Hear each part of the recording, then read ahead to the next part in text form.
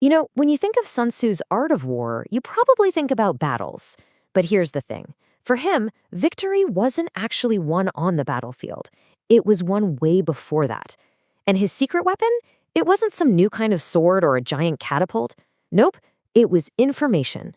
Specifically, a really complex system of spies that was designed to win the entire war before a single arrow even flew.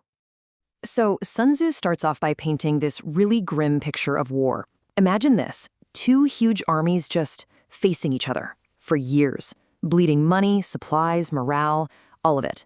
And this whole multi-year standoff, it all comes down to what happens on a single brutal day.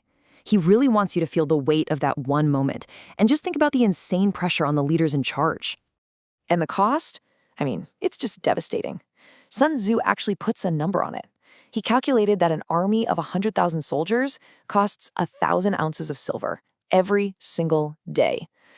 We're not just talking about some line item on a budget here.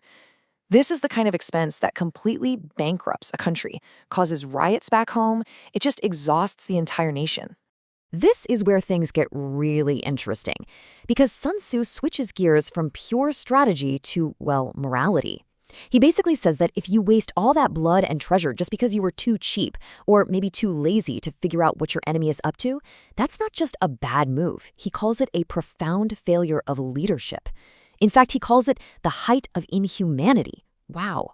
Okay, so if being ignorant is so expensive and, frankly, so inhumane, then what's the alternative? Sun Tzu gets right to the heart of it. He asks the big question, what's the one thing that separates a truly brilliant conquering general from just an ordinary one? And his answer is just one powerful word: foreknowledge. Now, this isn't about seeing the future or making lucky guesses. No, this is about knowing, with as much certainty as you can possibly get, what your enemy is planning to do before they actually do it. So, what exactly is foreknowledge, according to Sun Tzu? It's knowing exactly how the enemy's forces are set up and, this is the key part, what they're planning to do. It's like seeing their game plan before they even run the first play. The question is, how on earth do you get that kind of almost supernatural insight? Well, first, he's very clear about how you don't get it. He says this critical intel isn't going to come from talking to spirits or trying to divine the future. And you can't just guess based on what happened in the past. Even pure number crunching and calculation won't get you there. So if it's not magic, not math, and not just memory, where does it come from? Sun Tzu is crystal clear on this. This game-changing knowledge can only come from one place: other people.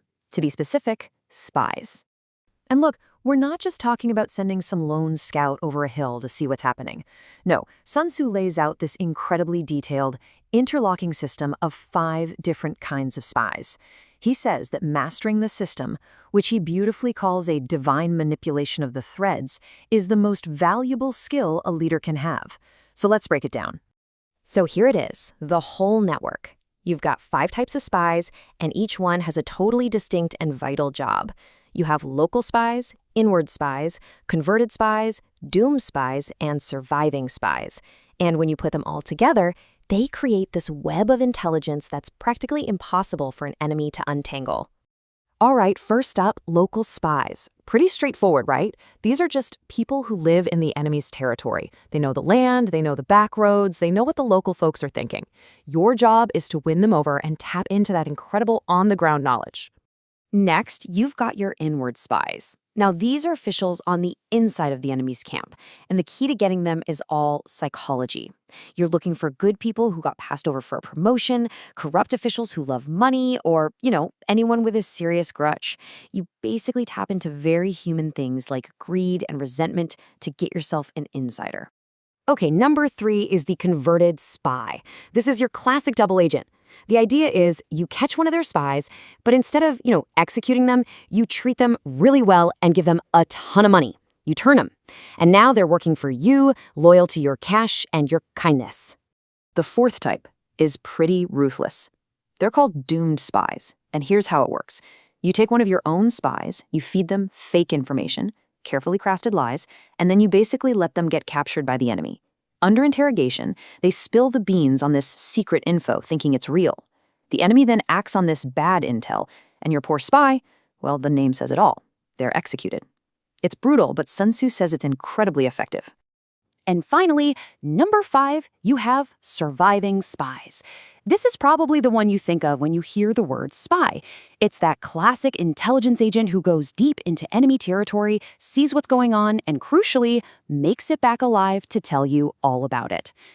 So you've got these 5 types of spies, right? But Sun Tzu says one of them is way, way more important than all the others. And that's the converted spy. Think of them less as one piece of the puzzle and more like the key that unlocks the entire thing. See, the real value of that converted spy isn't just what they know, it's who they know. Because they come from the enemy's side, they can point you right to that merchant who's greedy for gold, your next local spy. Or they know which general is bitter about being overlooked, your perfect inward spy. They're basically your master recruiter, deep inside the enemy's world. And it gets even better. That same converted spy, they know exactly what kind of fake story their old bosses will fall for.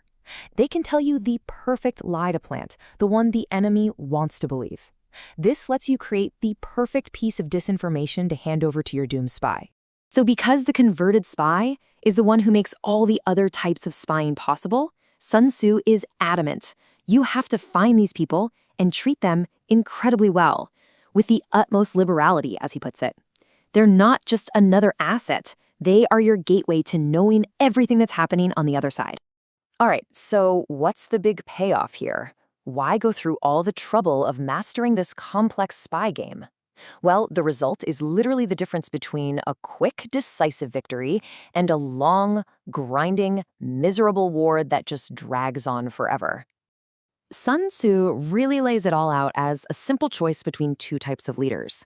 On one hand, you have the enlightened ruler. They invest in intelligence, they plan ahead, and they get those quick, decisive wins. But on the other hand, you have the inhumane leader. This is the one who's too stingy to pay for spies, and so they're completely blind. And that ignorance, it leads straight to waste, stagnation, and a whole lot of misery for their own people. At the end of the day, Sun Tzu's conclusion couldn't be clearer. Spies aren't some optional extra. They're not just a dirty trick you pull out of your sleeve. They are absolutely fundamental. He says an army without spies is like a person without eyes or ears, completely blind, deaf, and pretty much unable to move. Everything depends on them. Which leaves us with a really fascinating question for our own time, right? I mean, today we have satellites that can read a license plate from space. We have computers that can sift through oceans of data in seconds. But does any of that tech really tell you what the enemy is thinking, what their intent is? Or does that still come down to getting inside another person's head? It makes you wonder if Sun Tzu's wisdom from 2,500 years ago is actually more relevant now than it's ever been.